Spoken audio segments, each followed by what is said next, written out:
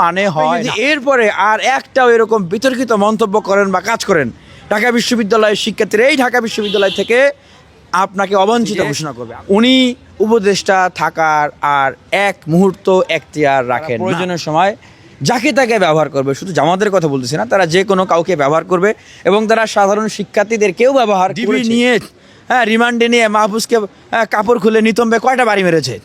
মাহফুজ আলম কয়টা মামলা খেয়েছে শিক্ষার্থীদের অধিকার আদায়ের আন্দোলন করতে গিয়ে। মাহফুজ আলমকে ঢাকা বিশ্ববিদ্যালয়ে ছাত্রলীগ কয়বার কেলানি দিয়েছে, কষানি দিয়েছে। মাহফুজ আলম কয়বার হাসপাতালে গিয়েছে। ডিবি নিয়ে রিমান্ডে নিয়ে মাহফুজকে কাপড় খুলে নিতম্বে কয়টা বাড়ি মেরেছে বলতে পারবে সে একদিনও? কয়দিন রিমান্ডে গিয়েছে?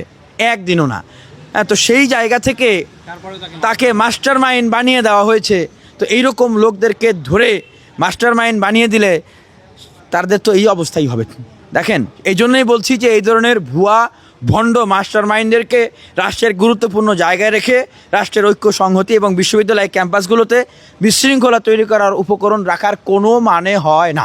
আর এই সময়ে যখন আওয়ামী লীগের বিরুদ্ধে আন্দোলনের ডাক দিলেন হাসনাত আবদুল্লাহ, ডাক দেওয়ার পরে আমরা দেখলাম যে সেখানে সেই বাকশাসের যিনি বর্তমান সদস্য সচিব, উনি কিন্তু পাবলিকলি পোস্ট করেছেন যে ছাত্র শিবিরের সভাপতির সাথে উনি কথা বলেছেন, ছাত্র দলের সভাপতির সাথে কথা বলেছেন, গণ অধিকার পরিষদ অনেক রাজনৈতিক দলের শীর্ষ নেতাদের সাথে তারা কথা বলছেন যেন সেখানে যেয়ে যুক্ত হয়। এখন আমার কোয়েশ্চিন ভাই, আপনি আওয়ামী লীগ নিষিদ্ধের সময় যমুনার সামনে নিতম্ব ঠেলাঠেলি করে একসাথে বসলে তখন সমস্যা হচ্ছিল না। আপনি শাহবাগে সবাইকে ডাকলেন, আপনি জামাতের নেতাদের কাছে বললেন যে আপনারা জনবল দেন, আপনারা ইসলামী আন্দোলন সহ অন্যান্য রাজনৈতিক দলের কাছে আবেদন জানালেন, গণ অধিকার পরিষদকেও সেখানে যাওয়ার জন্য আমন্ত্রণ জানালেন, কোনো সমস্যা নাই।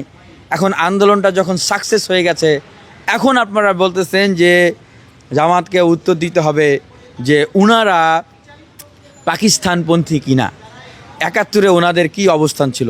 তা যখন ওনাদের কাছ থেকে আপনারা জনবল চেয়েছেন, যখন আপনি ছাত্র শিবিরের কেন্দ্রীয় সভাপতিকে যখন কল দিয়ে আহ্বান জানিয়েছেন সেখানে যাওয়ার জন্য, তখন কি আপনার এগুলো মনে ছিল না? তখন তো মনে ছিল। তাহলে কেন আপনারা তাদেরকে তখন ডাকলেন? দেখেন, এইটাই হচ্ছে এনসিপি এবং বাকশাসের রাজনৈতিক ক্যারেক্টার। তারা প্রয়োজনের সময় যাকে তাকে ব্যবহার করবে, শুধু জামাতের কথা বলতেছি না, তারা যে কোনো কাউকে ব্যবহার করবে এবং তারা সাধারণ শিক্ষার্থীদেরকেও ব্যবহার করেছে। প্রয়োজন শেষ তখন তাদেরকে ছুঁড়ে ফেলবে। এবং উপদেষ্টা মাহফুজ আলমের শুধু এই মন্তব্য না, ওনার যে বিগত সময়ের যে বিতর্কিত কর্মকাণ্ড, সেই জায়গা থেকে স্পষ্টতই বলছি যে উনি উপদেষ্টা থাকার আর এক মুহূর্ত এখতিয়ার রাখেন না। এরকম একটা জাতীয় পর্যায়ে জাতীয় দায়িত্ব পালন করা, সরকারের দায়িত্ব পালন করা অবস্থায় যদি গোষ্ঠীগত বিদ্বেষ, যদি রাজনৈতিক বিদ্বেষ সৃষ্টি করা হয় এবং ঢাকা বিশ্ববিদ্যালয়কে নির্দেশনা করে স্পষ্টভাবে উনি বলেছেন যে এইখানকার যে রাজনীতি করুক তারা তো এখন দেশের নাগরিক, রাজনৈতিক দায়বদ্ধতা যদি থাকে জনগণের কাছে তারা তাদের দায় মেটাবে, আইনগতভাবে তারা যদি দেশের কাছে আইনের কাছে দায়বদ্ধ হয়, আইনের কাছে তারা ফেস করবে। কিন্তু উনি যেভাবে একদম সরাসরি হুমকি দিলেন, এইভাবে হুমকি দিয়ে উনি ঢাকা বিশ্ববিদ্যালয়কে তো এখন একটা হিংসা বিদ্বেষ, একটা অস্থিতিশীল অবস্থা তৈরি করার জন্য একটা উপকরণ ঠেলে দিলেন।